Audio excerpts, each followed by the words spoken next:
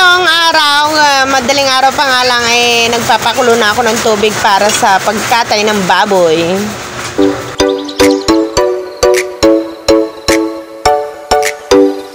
Oink, oink! I'm sorry. I'm sorry, oink. I'm sorry, hi. At eto na nga guys, yung asawa ko na rin ang titira ba? Titira sa pagkatay. Yan, nire-ready na nga po niya.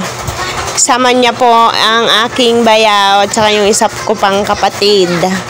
Kasi hindi niya kakayanin. Pero nung dumating si bayaw at saka yung kapatid ko, hay nako, Diyos ko po, naitali na talaga niya yan dyan. Naitali na niya, tapos tinulungan na lang siya magsabit. Diba? Ang lakas niya.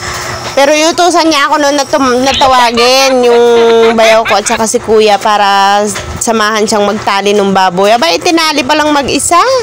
Diyos ko po. O, diba? Nakakatakot magloko.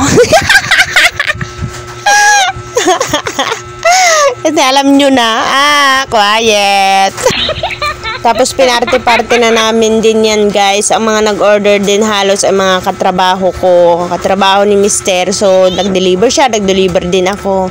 Ito na nga pala yung mga nalistahan ng mga nag-order. Sold out. Nasa 30 kilos din guys. O yan, pangtago ko na yan sa rep ba.